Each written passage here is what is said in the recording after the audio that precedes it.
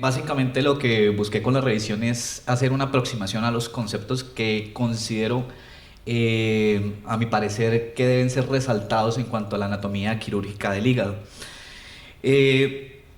y sobre todo cuando nos enfrentamos al objetivo de una división del parénquima. Básicamente es importante reconocer que durante muchas décadas la cirugía de hígado se encontró estancada básicamente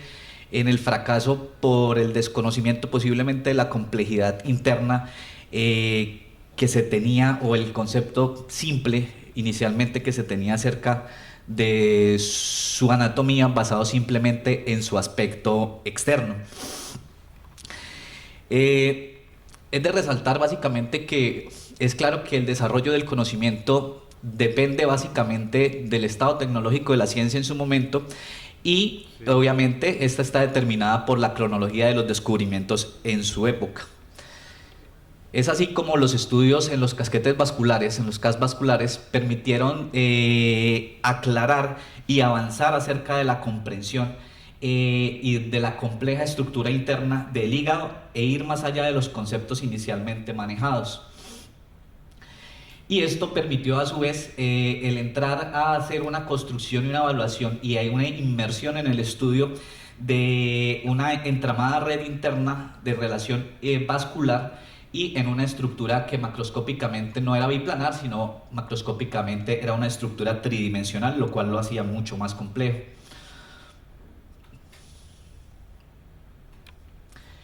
De allí, de esta forma se pudo avanzar de la percepción inicial que se tenía de la segmentación hepática o de la lobulación hepática, que se basaba básicamente en las reflexiones que se presentaban sobre la superficie del hígado, de sus elementos de sostén y de las fisuras en las cuales transcurrían las estructuras vasculares que formaban parte de la entramada red vascular interna del hígado.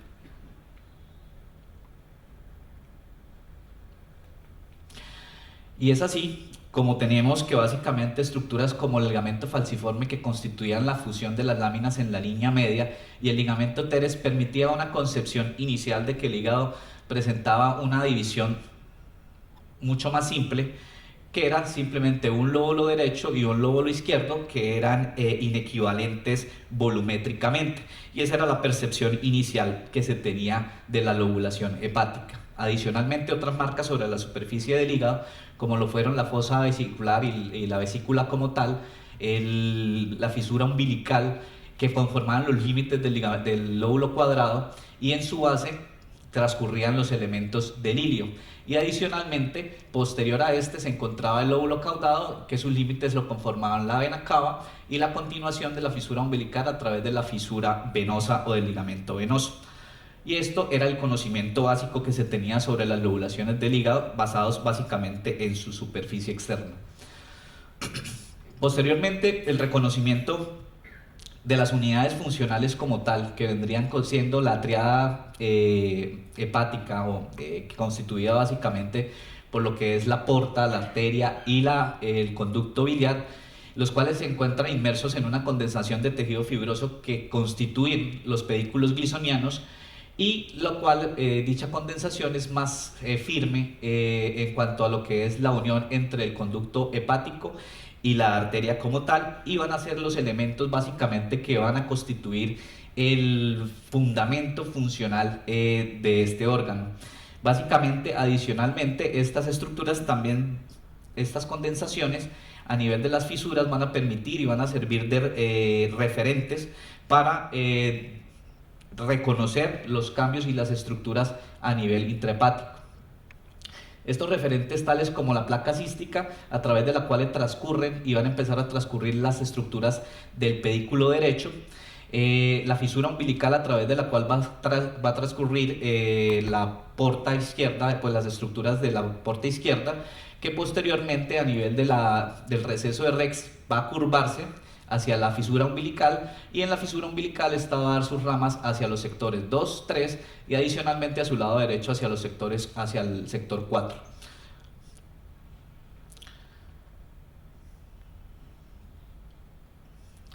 Y todo esto permite prever que hay que entender el hígado a partir de que su estructura básica se constituye por un tridente que se corresponde desde una dimensión macroscópica y que esto va a tener una continuidad hasta sus dimensiones microscópicas. De allí que los avances adicionales en microscopía y transiluminación permitieron entender cómo el flujo sanguíneo se comportaba en tiempo real y entender la interacción entre las diferentes estructuras vasculares del mismo. Y es así que el hígado, a partir de su estructura externa, que se continúa y se refleja también en su estructura interna, se constituye básicamente de dos sistemas. Un sistema de entrada, de flujo vascular, que está constituida por la porta y la arteria, y que recibe y adicionalmente un continente alto, también con el 20 al 30% del volumen circulante se encuentra en el hígado. Con un flujo portal que básicamente se caracteriza por una baja presión, una baja oxigenación, una rica cantidad de nutrientes, y un flujo portal con una alta presión, una buena oxigenación, pero solo corresponde aproximadamente a una quinta o una tercera parte del volumen que llega al hígado. Y es como tal que todo esto busca mantener básicamente un elemento fundamental, que es una razón constante entre flujo y masa. Características hacen que básicamente las células funcionales del hígado, los hepatocitos, adquieran características que también dependen de su relación con dichas estructuras, y es así como las células que se encuentran en las diferentes zonas de las estructuras microscópicas adquieren ciertas características y ciertas fragilidades a las injurias que reciben. Y esto adicionalmente hace que la exposición o la localización en las diferentes zonas modifique su estructura interna y sus características enzimáticas. Y es claro que a pesar de las diferentes denominaciones que se le puedan dar a las estructuras del hígado, hay un elemento fundamental, y es que todas las estructuras, lóbulos, acinos o como se puedan denominar, tienen siempre en base la relación entre un flujo de entrada y un flujo de salida. Y es así que el mismo hígado tiene mecanismos básicos que intenta mantener una igual extracción sin importar la ruta y mantener la homogeneidad de la perfusión. Básicamente, sea a partir del buffer arterial, que lo que hace es intentar sostener una cantidad de perfusión constante cuando hay una alteración en el flujo portal. Y de igual manera, la cantidad porcentual del flujo va a depender de esas modificaciones. Y adicionalmente, los sinusoides, que es la estructura, la parte vascular que conforman la microestructura, tienen que hacer adaptaciones a estas modificaciones que se hacen con el fin de mantener la perfusión. Todo en comprensión de la intrincada relación entre las estructuras vasculares y la estructura microscópica permitió comprender, por ende, que cuando se prevé que la división del parénquima hepático se debe basar en la preservación de la estructura funcional básica del hígado, y como tal se debe preservar la equivalencia entre, como lo mostraba anteriormente, flujo de entrada, una masa hepática determinada, y el flujo de salida. Y es así como la exploración basada en la distribución vascular de las diferentes rutas permitió una división del parénquima a través de líneas principales que pudiesen mantener dicha equivalencia, lo que iba más allá de las divisiones previamente establecidas simplemente por marcas sobre la superficie del hígado. Y es así como aparece la primera división basada en las rutas vasculares, y que conformaban dos lóbulos que eran realmente equivalentes por las características de sus flujos de entrada y sus flujos de salida. Posteriormente, estudios basados en los mismos cas de corrosión, pero utilizando otros elementos de los pedículos biliares, permitió mantener o hacer una división o una subdivisión de las características del hígado basado en subunidades funcionales, preservando básicamente el principio fundamental de la estructura hepática. Y es así como se manejan divisiones que son de características muy similares a la división planteada inicialmente, y subdivisiones basadas en las ramificaciones secundarias de dichas estructuras. Posteriormente se hizo básicamente una evaluación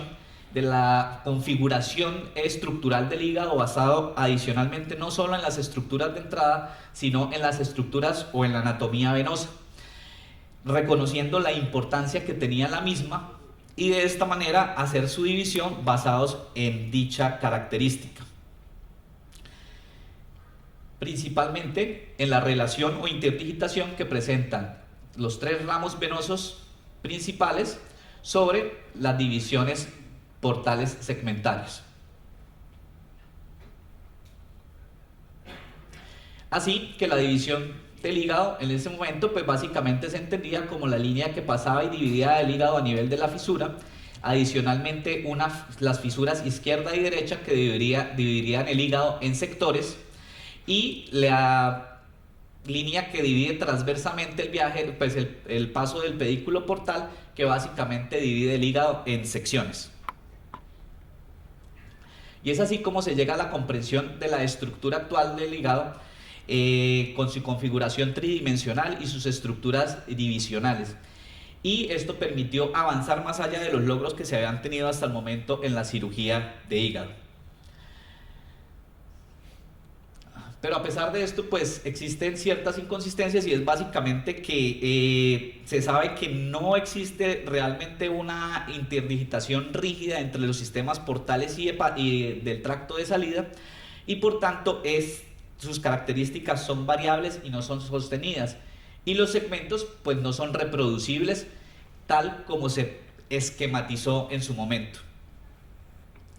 Adicionalmente, es importante comprender que la estructura del hígado configura o tiene una componente volumétrico, lo que permite adicionalmente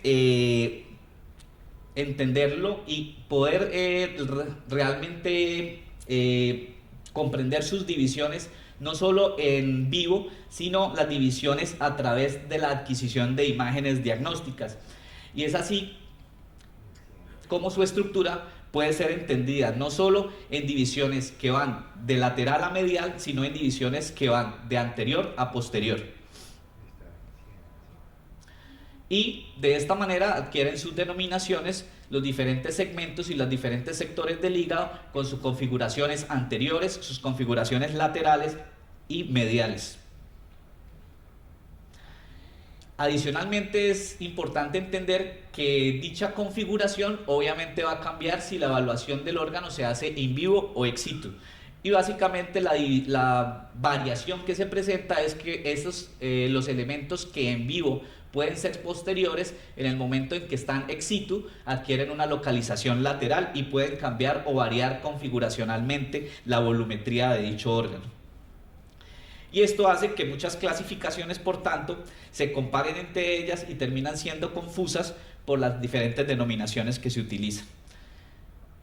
Pero lo importante realmente es mantener la concepción espacial clara independiente de la denominación utilizada, lo que permite no solo la interpretación in vivo de las imágenes, sino adicionalmente el enfrentarse al órgano en condiciones ex situ. Y por tanto, cuando se revisan las diferentes nomenclaturas, es claro que poseen elementos comunes con diferentes terminologías utilizadas para asignar diferentes unidades estructurales, pero básicamente, en términos generales, el macro de las diferentes descripciones terminan siendo comunes. Y es así como, retomando, en términos generales, el hígado se configura en un órgano con una estructura básica basada en un sistema de entrada y un sistema de salida, y a partir del cual permite la subdivisión del parénquima basado en la preservación de dichos ejes.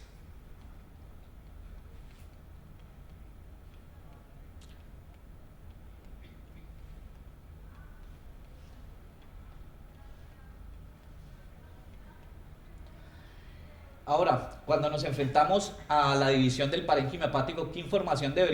desearíamos obtener previamente? Y es claro que cuando hablamos de divisiones del parénquima hepático incluimos no solo resecciones por lesiones benignas o malignas, sino también aquellas que tienen como objetivo el trasplante. Básicamente, cuando nos referimos al enfrentarnos a la estructura y a la división de un órgano, pues básicamente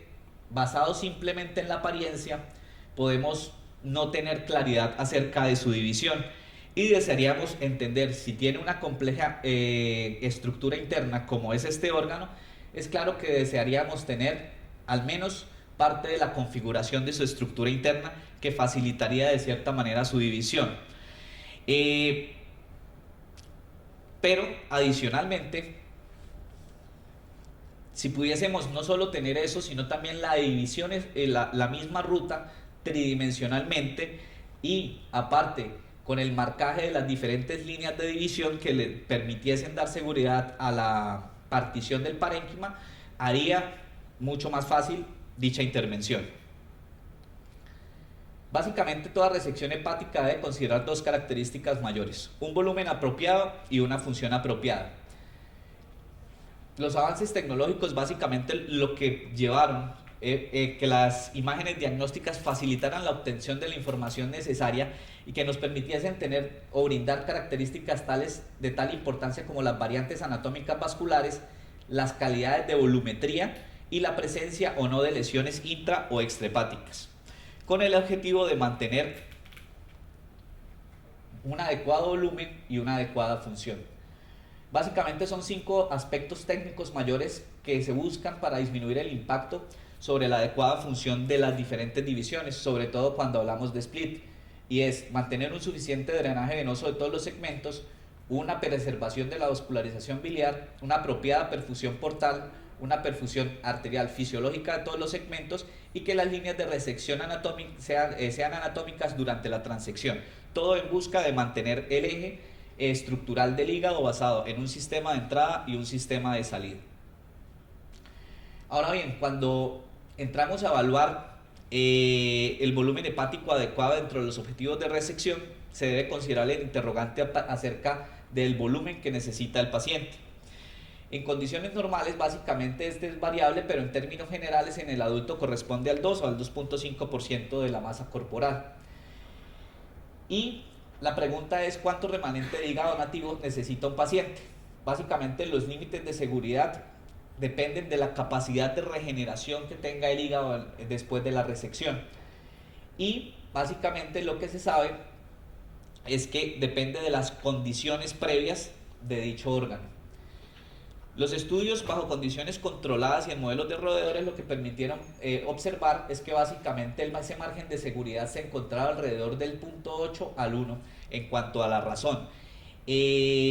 Obviamente esto llevó posteriormente a evaluaciones en otras condiciones reales. Básicamente cuando se habla de cirugía de resección son los dos riesgos mayores los que se corren básicamente. El uno es lograr un remanente suficiente de hígado y el segundo es la relación con el límite inferior de seguridad. Y es por tanto que el objetivo básicamente lo que intenta es mantener un volumen anatómico adecuado con un volumen funcional adecuado. Y es la relación entre dos objetivos que compiten entre sí: un margen de seguridad alrededor de la lesión que se desea resecar en caso de resecciones y el ahorro de un volumen hepático funcional suficiente. De esta manera, las imágenes diagnósticas adquirieron una importancia en el planeamiento prequirúrgico dado por la exploración de la anatomía, la capacidad de darnos información acerca de volúmenes y territorios, el planeamiento de la resección virtualmente, la estimación de volúmenes remanentes, el análisis de riesgos de los diferentes planos vasculares y la computación de la distancia entre los planos de resección y las estructuras de riesgo, facilitando de esta forma los procedimientos y permitiendo asegurar un margen adecuado y calcular un volumen suficiente con la obtención de datos que pudiesen servir para prever las posibles complicaciones que se puedan presentar teniendo en cuenta estos límites.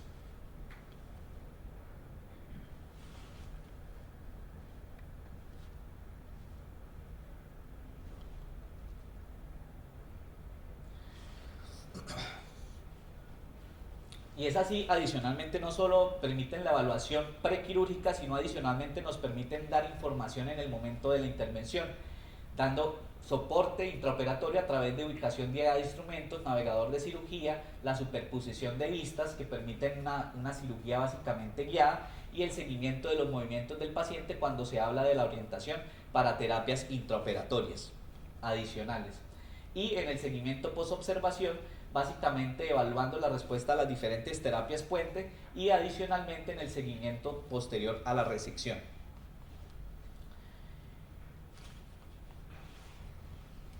En cuanto a la evaluación, principalmente cuando se entra a procedimientos que son desafiantes desde el punto de vista técnico, como lo es el planteamiento de donante vivo adulto-adulto, permite una precisa predicción anatómica, volumen funcional de ambos injertos, tanto injerto como remanente, el decidir el uso de qué hígado como injerto y el incluir la vena hepática media en el injerto o retenerla en el remanente hepático dependiendo de las diferentes evaluaciones que se hagan acerca de la posibilidad de obstrucciones en el tracto de salida y el tipo apropiado de reconstrucción del tracto de salida de ser necesario. Todo con el objetivo de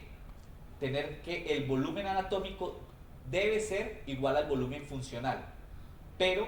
un volumen obtenido no es igual al volumen funcional en caso de que se altere ese eje fundamental entre el tracto de entrada y el tracto de salida.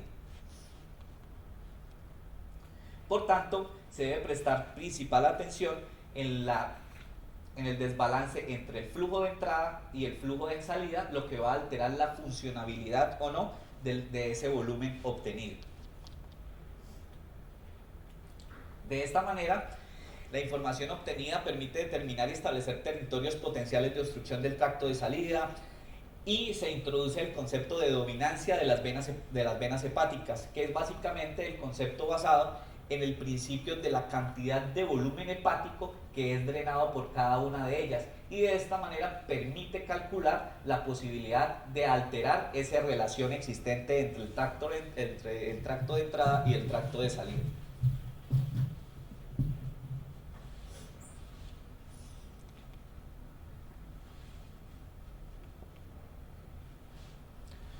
¿Por qué? Porque básicamente es claro que cuando se hacen los diferentes estudios, ese efecto o ese concepto de congestión segmentaria también impacta sobre la capacidad regenerativa del hígado. Y es así como al aumentar la razón de obstrucción del tracto de salida del órgano, también cae su capacidad de regenerativa. Y en cuanto al concepto del desarrollo de colaterales, a pesar de que estas se pueden llegar a presentar a largo plazo, básicamente no van a suplir el evento agudo y por tanto el cálculo de los riesgos posibles en la obstrucción del tracto de salida es importante cuando se busca básicamente este objetivo o esta evaluación. Y es así como cuando tenemos cuando se hace la evaluación o la división o se entra a evaluar las características del órgano como tal enfrentados a una división del parénquima, básicamente es importante reconocer las características de las estructuras ciliares y definir sus patrones que nos pueden permitir prever la posibilidad de la existencia de variantes intrahepáticas. Básicamente cuando se evalúa el ilio encontramos que la porta se encuentra en un plano más posterior, la arteria hepática como tal se encuentra en un plano anteromedial y el conducto en un plano anterolateral. Y en esta zona básicamente existe una gran cantidad de variantes a nivel arterial, principalmente cuando esta proviene de la mesentérica superior. En el 90% de los casos la configuración usual del tronco celíaco lo conforman la esplénica, la rama de la hepática y la gástrica izquierda, formando un tronco común del cual se originan estas ramas. Y este tronco común, y a través posterior a este tronco común, la hepática común, por tanto, transcurre de posterior a anterior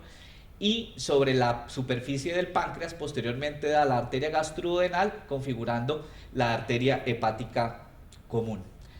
En cuanto a las variantes que se pueden presentar en su división, el 80% presenta una configuración usual, que es básicamente una bifurcación entre una rama derecha y una rama izquierda. En el 15% se puede presentar una división baja y en el 5% se puede presentar una división temprana, que cambia totalmente la configuración a nivel iliar. Adicionalmente se pueden presentar muchas variaciones acerca del origen de estas arterias, pero básicamente el tronco celíaco tiene esa configuración usual de las que hablé inicialmente en el 90% de los casos. Las otras configuraciones o las otras variantes básicamente mantienen en su mayoría la unión entre la hepática y la esplénica, con una gástrica que se origina directamente de la aorta. Y el resto de variantes se corresponden a menos del 5%. Adicionalmente, la persistencia de las arterias primordiales derecha e izquierda hacen que se puedan presentar arterias accesorias o reemplazadas a nivel hepático. Y cuando hablamos de esas arterias, básicamente son más comunes en el lado izquierdo, que se corresponden aproximadamente o se pueden encontrar en el 20% de los casos, y estas transcurren a través del aumento menor y entran a través de la fisura venosa. Básicamente, todas, en su gran mayoría, se originan de la gástrica izquierda o provienen directamente de la aorta. Y cuando hablamos de la derecha, en cuanto a la persistencia de la arteria primordial derecha, básicamente esta se origina en la mayoría de sus casos de la mesentérica superior, transcurre posterior al páncreas y al duodeno, y puede transcurrir anterior o posterior a la porta para luego localizarse lateral a dicha estructura referente. Ahora, cuando consideramos las resecciones hepáticas, básicamente dependiendo de la línea de división, podemos tener no solo una alteración en el tracto de salida o una dificultad o una obstrucción en el tracto de salida de dicho segmento, sobre todo el segmento 4, sino que adicionalmente se puede prever que por el tipo de división que se hace pueda haber alteraciones en el tracto el flujo de entrada de dicho segmento, y por tanto adquiere importancia la arteria hepática para el segmento 4, con la finalidad de reducir el impacto isquémico sobre este segmento. Y básicamente basados en la configuración tridimensional que tienen las ramas portales hacia dicha zona. Y es así como la configuración del mismo adquiere importancia, y básicamente tenemos que estos datos pueden ser variables dependiendo del estudio en el cual se hayan tomado, pero en términos generales el 32.2% se origina de la izquierda, de la rama izquierda. En el 53.2% de los casos depende básicamente de la rama derecha. En un porcentaje mucho menor, el 4.8% de los casos, esta arteria para el segmento 4 básicamente se puede originar o puede configurar una trifurcación con la derecha y la izquierda, y en un 9.8% de los casos se puede presentar con una configuración dual a partir de ramas provenientes de la rama derecha e izquierda arterial. Y en cuanto a la relación espacial que tiene con la porta, básicamente en el 16.2% de los casos tiene una ubicación que va superior y anterior, y en el 83.8% de los casos una configuración inferior. La variabilidad intrahepática obviamente de las estructuras arteriales es importante, pero carece de cierto impacto sobre los resultados secundarios a la división, o básicamente carece de relevancia en el momento de enfrentarnos a este tipo de intervención. En cuanto a los datos relevantes de la estructura biliar, en cuanto a la relación de la anatomía ductal del lóbulo izquierdo, básicamente en su relación con la porta, encontramos que en la mayoría de los casos esta se encuentra en localización superior, en un porcentaje muy similar localizado a nivel de la zona anterosuperior, o adquiere una disposición posterosuperior, y en una menor cuantía, en el 20% de los casos, una relación media con el transcurso de la porta. Adicionalmente, es importante resaltar la relación que tiene este confluente izquierdo con la fisura umbilical. En el 90% de los casos, esta relación en cuanto al sitio donde confluyen las ramas del segmento 2 y 3 es de menos de 1 centímetro con relación a la fisura umbilical. La configuración del conducto izquierdo básicamente en el 55% de los casos se caracteriza por la confluencia entre las ramas del segmento 2 y el segmento 3 que forman un tronco común al cual drena la rama del 4 y posteriormente hace su entrada a la fisura. Adicionalmente, esta relación puede variar y la distancia puede presentarse hasta en un 45% de los casos una confluencia del 2 y del 3 que sobrepasan la fisura. En un 30% de los casos se pueden presentar adicionalmente dos ramas del segmento 4 y en el 20% puede una de esas ramas cruzar esa fisura y drenar aproximadamente el 30% del segmento 3. Otros patrones ductales de menor porcentaje básicamente están en relación con drenajes del segmento 4 al 3 o la formación de una trifurcación con las otras dos estructuras del segmento 2 y del segmento 3. En cuanto a los patrones ductales del lado derecho, en la gran mayoría, en el 57%, se mantiene una configuración convencional que es básicamente la confluencia entre un conducto derecho, un conducto izquierdo y el derecho obviamente formado por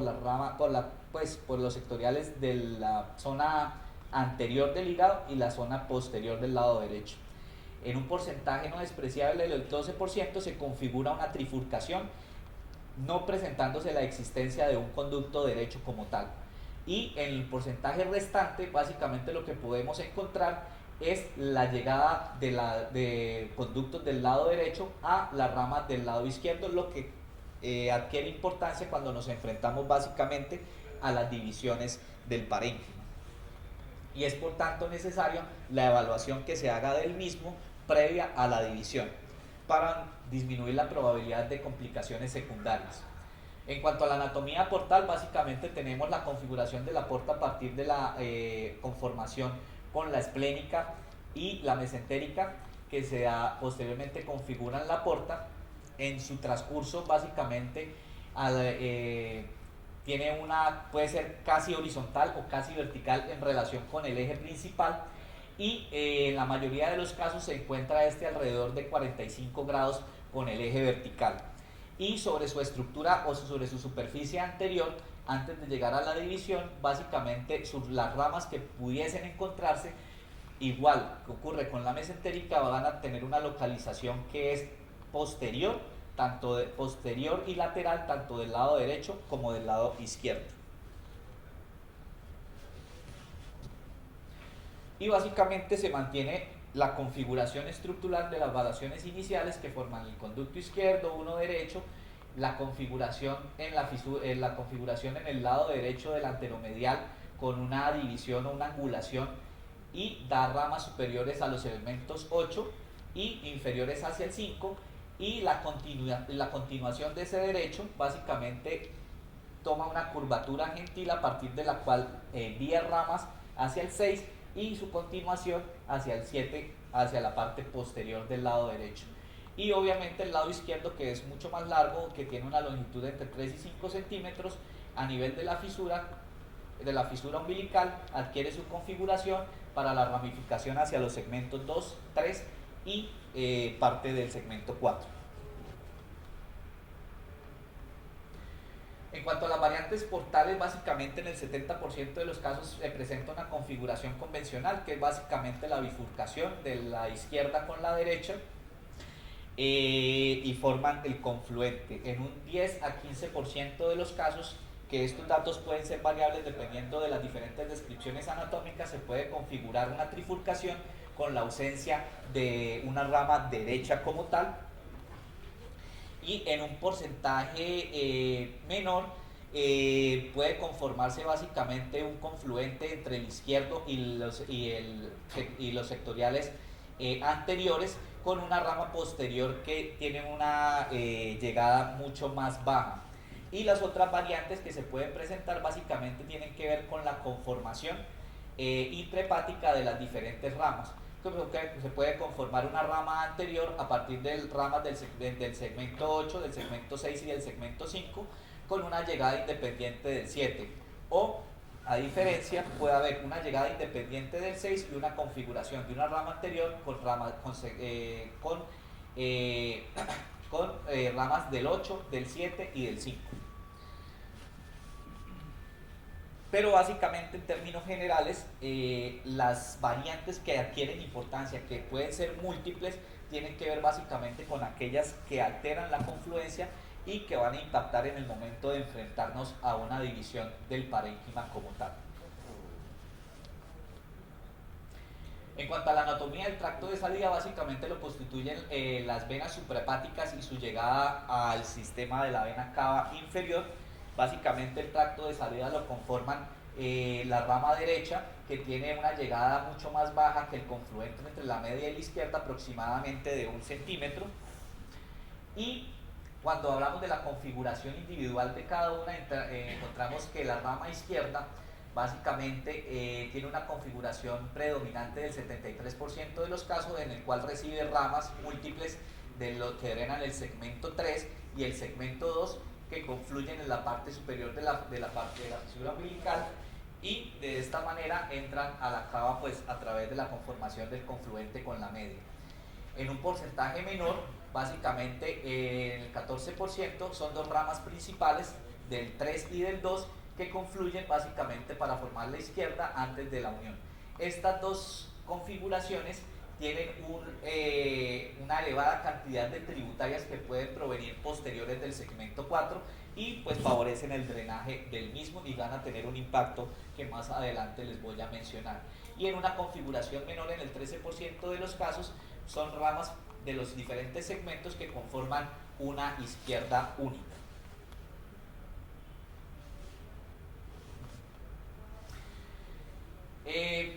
Es claro que la vena hepática izquierda y media forman un confluente en el gran porcentaje de los casos. Las descripciones van o oscilan entre alrededor del 90% al 80% de los casos, y esta confluente adquiere importancia básicamente y le brinda ciertas características que facilitan su clasificación anatómica. Y básicamente tenemos que la misma puede adquirir características. Los diámetros básicamente de las estructuras, tanto de la izquierda como de la derecha, puede oscilar alrededor de entre 6 y 15 milímetros, y las características del confluente básicamente puede tener una longitud que oscila entre los 2.8 a 16 milímetros en cuanto a su longitud. Adicionalmente, la clasificación de ese confluente puede ser tomada básicamente en la relación con la presencia del confluente como tal y la presencia de tributarias del segmento 4 antes de constituir en el tramo que constituye el confluente antes de la llegada a la vena cava. Y es así como que en esta clasificación, por ejemplo, el porcentaje de llegada por separado tanto de la vena media como de la izquierda es de aproximadamente el 20%. Pero básicamente se sabe que predominantemente forman una confluencia antes de su llegada a la cava inferior. Estas son las diferentes configuraciones que pueden tomar y las diferentes relaciones espaciales que pueden tener entre ellas. Ahora bien, cuando hablamos de la vena hepática media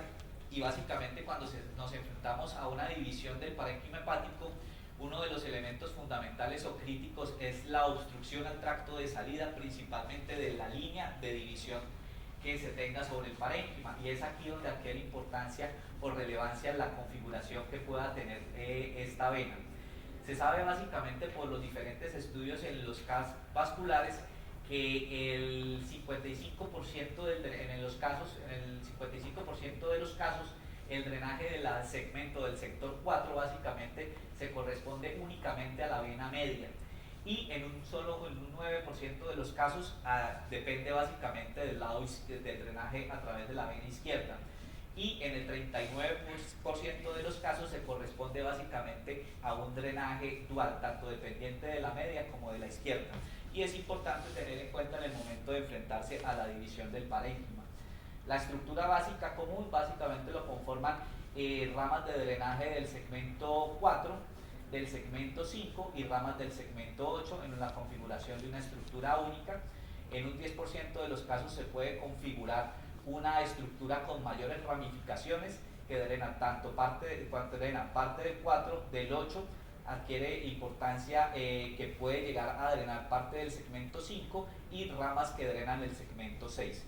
Y en un 20% de los casos se puede configurar en una estructura única que tiene drenaje del 4, del 5 y del 8 básicamente.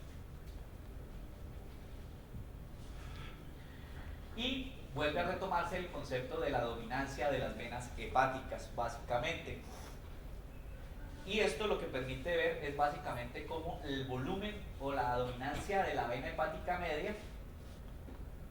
no es constante y tiene una variabilidad importante. Y dicha variabilidad puede acercarse casi al 39% de los casos. Y por tanto es de crucial importancia que cuando nos sometemos o nos enfrentamos a la división del parénquima como tal, toda aquella estructura que en el plano de división pueda tener un diámetro que requiera reconstrucción en el tracto de salida debe ser reconstruido como tal para solventar, en caso de desconocerse o tener un conocimiento previo del volumen de dominancia de la media, para solventar la posibilidad de lesión, de obstrucciones del tracto de salida, principalmente en la sección de división. En cuanto a la vena hepática derecha, básicamente en la mayoría, el 90% de los casos se configura en una estructura única que varía un poco en las características de su longitud, que puede ir en el 54% de los casos de tratarse de una estructura única que cursa todo el sector derecho y básicamente recibe drenaje de esta región, de la parte del 7, de parte del 6 y el 8 en ocasiones, que es variable y parcialmente del 5. Pero adicionalmente puede tener una división distal que se puede corresponder con variabilidades en el drenaje de los sectores anteriores del lado derecho. Y en un porcentaje no despreciable se puede presentar como un tronco corto a nivel que drena básicamente parte del 7 y adicionalmente el drenaje distal de lo que es el segmento 6, 8 y parte del 5 va a depender básicamente de la media y de la presencia adicionalmente de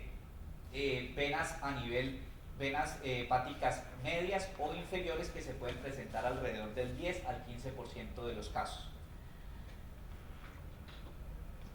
Básicamente, como se ve, la estructura o el sometimiento a la división del parénquima hepático depende de un conocimiento previo de la anatomía del hígado con referentes que nos permiten prever posibles complicaciones y adicionalmente en el caso de aquellas divisiones del parénquima que no se hacen ex situ, se pueden tener elementos que permiten un planeamiento quirúrgico menor y solventar las dificultades que se puedan prever por la intrincada complejidad de la estructura interna del hígado.